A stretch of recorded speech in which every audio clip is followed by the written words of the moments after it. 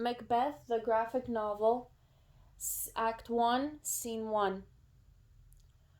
When shall we three meet again, in thunder, lightning, or in rain?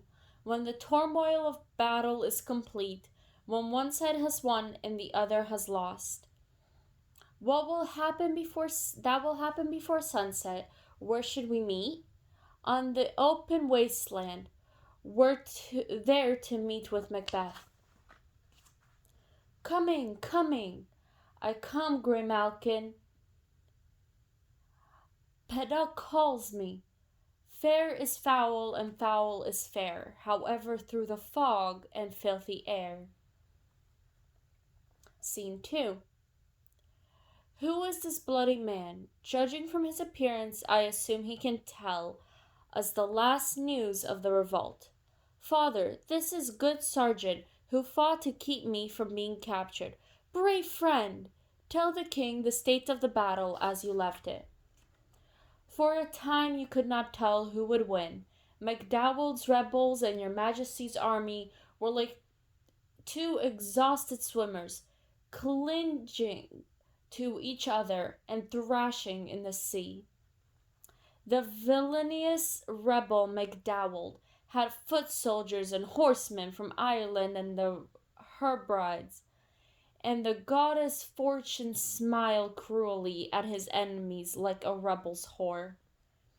But all those forces weren't strong enough. Scoring Fortune, brave Macbeth swung his bloody, smoking sword across the battlefield till he found MacDowell. He didn't stop to say farewell or shake his hand before he split him open from navel to jawbone and stuck his head on our castle walls. My brave kingsmen, O worthy Macbeth!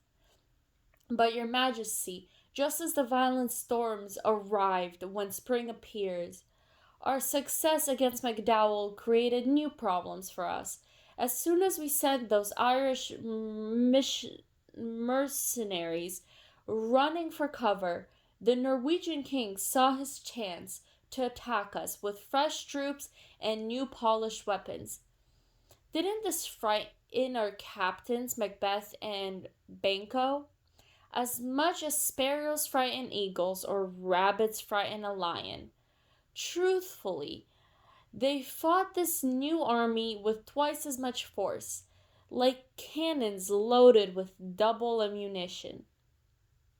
Perhaps they wished to bathe in their enemy's blood, or make that battlefield as infamous as Golgotha, where Christ was crucified. I don't know. But I am faint. My wounds cry for nursing. Your words, like your wounds, bring you honor. Take him to the surgeons. Who is this? The worthy Thane of Ross. How frantic his eyes look. He looks like a man with a strange tale to tell. God save the king. Where have you come from, worthy Thane?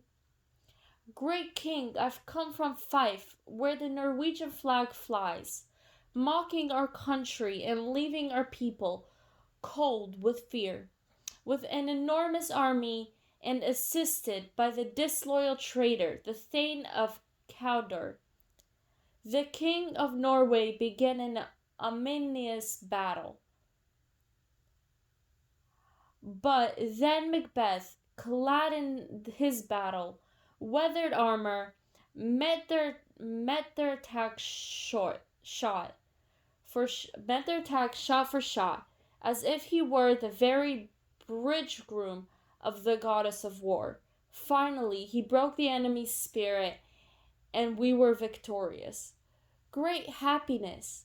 So now Swend, the Norwegian king, wants a treaty. He wouldn't even allow him to bury his men until he retreated to St. Combs Inch and paid us $10,000. The Thane of Cawdor shall never again betray me. Go, announce his execution, and then tell Macbeth that All Cowder's former titles now belong to him.